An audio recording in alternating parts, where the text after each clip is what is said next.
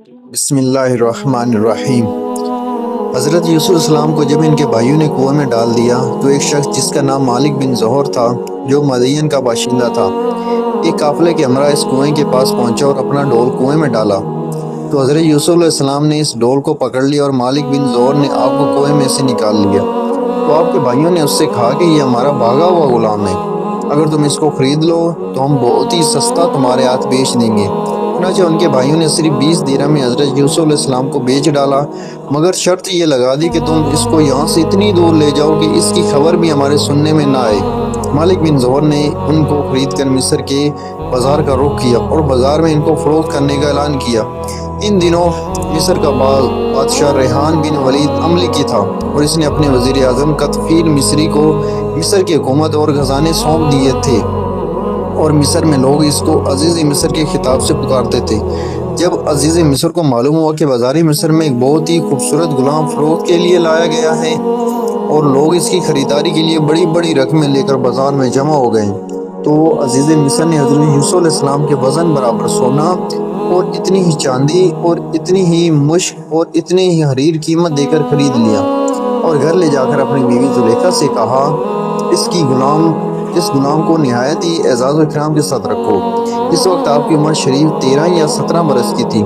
زلیخا حضرت یوسف علیہ السلام کے حسن و جمال پر فریفتہ ہو گئی اور ایک دن خوب بناؤ سنگار کر کے تمام دروازوں کو بند کر دیا اور حضرت یوسف علیہ السلام کو تنہائی میں لبھانے لگی۔ آپ نے معاذ اللہ کہہ کر فرمایا کہ میں اپنے مالک عزیز مصر کے احسان کو فراموش کر کے ہرگز اس کے ساتھ کوئی خیانت نہیں کر سکتا۔ پھر جب خود زلیخا آپ کی طرف لپکی تو آپ بھاگ نکلے اور زلیخا نے دوڑ کر پیچھے سے آپ کا پیراہن پکڑ لیا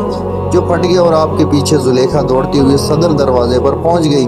اتفاق سے ٹھیک اسی حالت میں عزیز مصر مکان میں داخل ہوا اور دونوں کو دوڑتے ہوئے دیکھ لیا، تو زلیخا نے عزیز مصر سے کہا، اس غلام کی سزا یہ ہے کہ اس کو جیل خانہ بھیج دیا جائے یا کوئی اور دوسری سخت سزا دی جائے، کیونکہ اس نے تمہاری گھر والی کے ساتھ برائی کا ارادہ کیا ہے۔ حضرت یوسف علیہ السلام نے فرمایا کہ اے عزیز مصر، یہ بالکل ہی غلط بیانی کر رہی ہے۔ اس نے خود مجھے لبھایا اور میں اس سے بچنے کے لیے بھاگا تو اس نے میرا پیچھا کیا۔ عزیز مصر دونوں کے بیان سن کر حیران رہ گیا اور بولا کہ اے یوسف علیہ السلام، میں کس طرح باور کر لوں کہ تم سچے ہو؟ تو آپ نے فرمایا کہ گھر میں 4 مہینے کا ایک بچہ پالنے میں لیٹا ہوا ہے جو زلیخا کے ماموں کا لڑکا ہے، اس سے دریافت کر لیجیے کہ واقعہ کیا ہے۔ عزیز مصر نے کہا کہ بھلا 4 ماہ کا بچہ کیا جانے اور وہ کیسے بولے گا؟ تو آپ نے فرمایا کہ اللہ تعالیٰ اس کو ضرور میری بے گناہی کی شہادت دینے کی قدرت عطا فرمائے گا، کیونکہ میں بے قصور ہوں۔ چنانچہ عزیز مصر نے جب اس بچے سے پوچھا تو اس بچے نے بلند فصیح زبان میں یہ کہا کہ میں گواہی دیتا ہوں اگر ان کا کرتا آگے سے چرا ہے تو عورت سچی ہے اور حضرت یوسف علیہ السلام نے غلط کہا، اور اگر حضرت یوسف علیہ السلام کا کرتا پیچھے سے چاک ہوا تو عورت جھوٹی ہے اور حضرت یوسف علیہ السلام سچے ہیں۔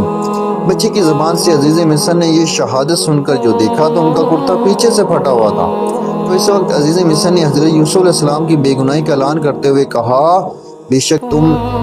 عورتوں کا یہ فریب ہے، بے شک تمہارا فریب بڑا ہے۔ اے یوسف، اس کا خیال نہ کرو، اور اے عورت، تو اپنے گناہ کی معافی مانگ، بے شک تو خطاواروں میں سے ہے۔